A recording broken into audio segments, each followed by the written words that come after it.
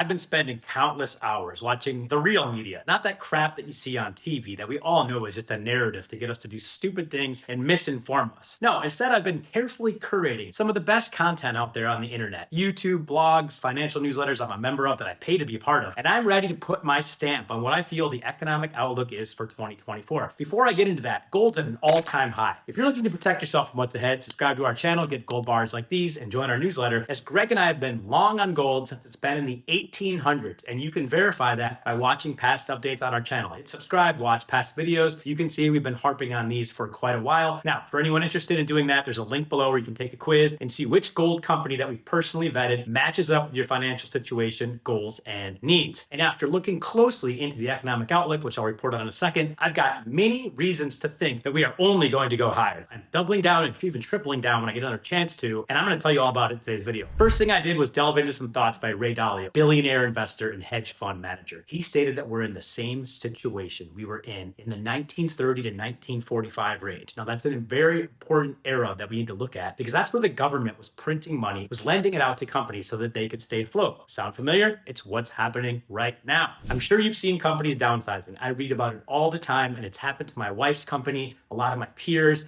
people I smoke cigars with. It's happening. They're very large companies that are downsizing right now. What are these people going to do? There's less jobs out there. This company that she works for does very large global trade. That's a big signal to me. Other companies and clients they work with are doing the same. Now, these companies need funding, and the government is lending them money that they do not have. It's very scary. But again, this mirrors exactly what happened in the Great Depression. So we're echoing some times that we've seen before. So I'll talk about what we can do. But next up, let's talk about the increasingly large wealth gap. That is what concerns me the most. If you've ever traveled somewhere like Central or South America, like I have, I spent many years living in Central America, you'll see that what a problem a wealth gap can create. It's absolutely wild. Gangs and stuff like that. The middle class is evaporating, which is not a good sign for America. Next, you've got rising power coming from China, which, let's be honest, they're really trying to compete with us and challenge our leadership that we have right here in the United States. That has never happened before in my lifetime. Been around since 1978. Haven't seen it. We've always been the global power. When you throw all these things into a blender and turn it on, you get a lot of difficulty ahead. We've got to print more money, which right now threatens the value of our money drastically. That, coupled with a wealth gap and a poor economy, means there's a lot of conflict ahead. Again, we've got inflation, wars, election coming up, talked about it many times. I can point to personal experiences I've seen in Central America, and I've seen this play out. There's got to be some tough decisions looming out there about how to change this wealth gap. And the only way to address that for anyone who is holding on to wealth is through taxation and relationships. That's not a good thing. The one thing that gets me the most is that now we're in a situation where the US is not the only dominant power in the world. And again, that's something that really bothers me. I've never seen it, as I stated before, in my entire life. China is challenging us. They're right there. They're trying to get us. And let's see how that unfolds. Now, again, we can correlate this back to the 1930s when Hitler came to power. And up until then, there were many democracies. They were all shattered, torn apart, and largely eradicated because the world was in a weird place and they wanted a strong leader to take charge. Well, as we know, that didn't work out, and that's exactly why World War II happened. So that, in summary, is Ray Dalio's outlook as he poses the question, if we go down this road again, what do you have to do to keep your lifestyle intact? And that's a question you should be asking yourself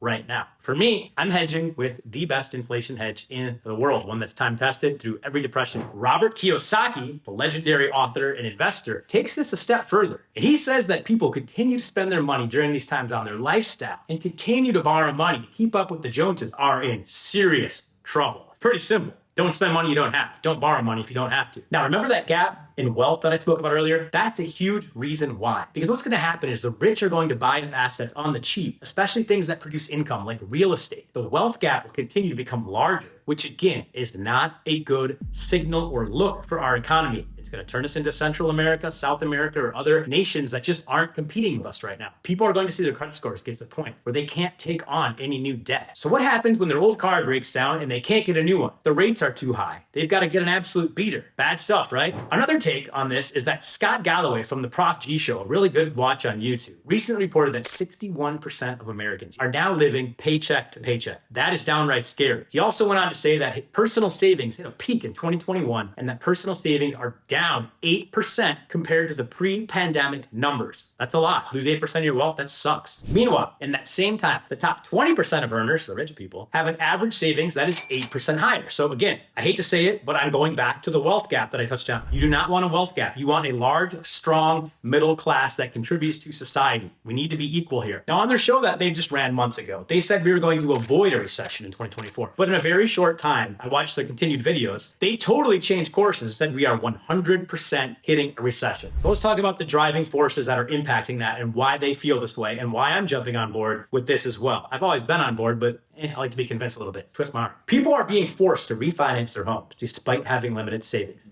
Now, this is going to be a very rude awakening when those repayments come in at 7.5% and they start becoming real and the savings continues to evaporate like I cited earlier. Do you guys remember 2008? Yep, the same thing happened. All those balloon payments started to kick in from our huge real estate boom, and all of a sudden, all my friends, I was living in South Beach at the time, who bet on their homes to continue to go up 15, 17, 20% a year, simply could not make their payments, and their home dropped in value. Florida, if you read about it, I had more friends that were in foreclosure than I did friends that kept their homes. I'll be really honest with you. It was a nightmare down here. The foreclosure rate went up a record 81% in 2008. Could that happen again? Time will tell. Second driving force is that the COVID stimulus money is finally drying up. This kept many people and businesses afloat throughout the pandemic, and that's just about gone. We have months left of that. People are losing that, and then what are they going to do? Even more so, there are many less open jobs and many more people looking for employment. So we got a lot of people competing for jobs that just aren't there. Smart people, talented people. It's scary. It's very simple. This has been building for years, and I hate to say it, we are due for a recession. It's healthy. It happens, but are you prepared for it? Let's talk about what I'm doing right now to get ahead of this. As I stated earlier, and in many videos in the past, please subscribe, check those out. I'm buying gold and silver, both physical and through my IRA, which I can add through a rollover or a direct transfer. More on that below. If you click a link, we'll match you up with a company. You can take the same quiz, and you can find out how to hold precious metals because we're seeing a huge run on them right now,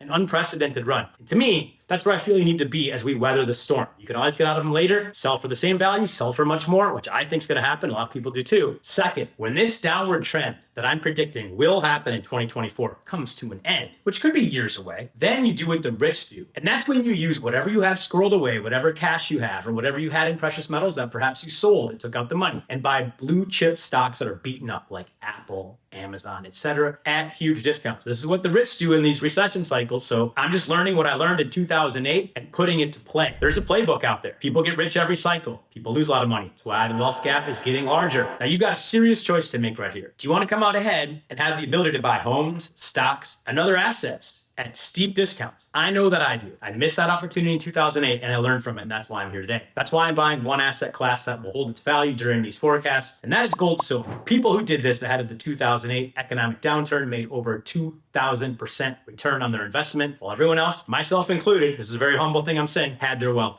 shrink drastically. I almost filed bankruptcy. Now, I hate wealth gaps. I've seen the poverty, and it brings a tear to my eye. I lived in Central America. It shatters me. Now, you can either be on board with this in the group that says, the recession was great for me. I made out like a bandit. I came out ahead. Or you can sit around, take no action, and be in the group that watched one of the greatest wealth transfers in history take place. In the comments below, I'd like to know your outlook on the economy in 2024. Share your thoughts. We're an interactive channel. We like to hear what our listeners say. I give you my thoughts. I give you opinions from people in the media, people that are billionaires, people that cover the economy for a living. Subscribe to our channel and you'll get our continued takes. We do this all the time. Join our free newsletter. It's also linked below, and make sure to take that gold investing quiz. There's a company out there for everybody, no matter if you have $5,000 or a lot more money. Again, thanks for your viewership, and I look forward to hearing from you.